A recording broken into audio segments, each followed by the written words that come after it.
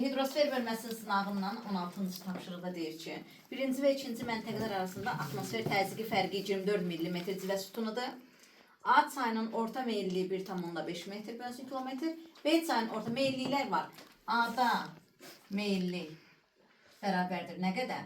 1,5 metr bölünsün kilometr. Hə? B meyilliyi 1,8 metr.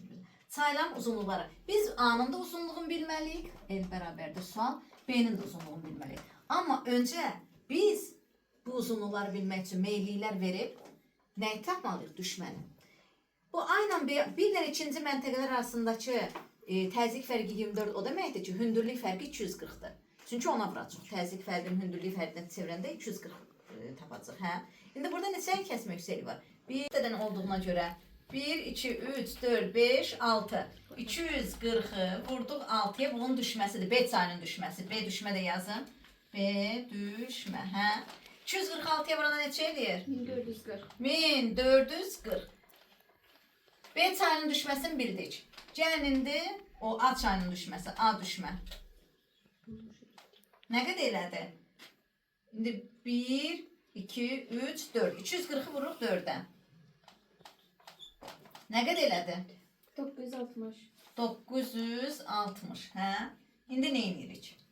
İndi bir dəfə 1440'ı böləcəyik 1,8'ə. 1440 bölünsün 1,8'ə. Yəni, nədir bu? Düşməni bildik. Meyilliyi də verilib. Bəli. Neçə elədi 1440'ı 1,8'ə böləndə? 800. 800. Hə. İndi burada isə meyillik uzunluğu tapırıqsa. 960'ı böləcəyik neçəyə? 1,5'ə. 960'ı 640.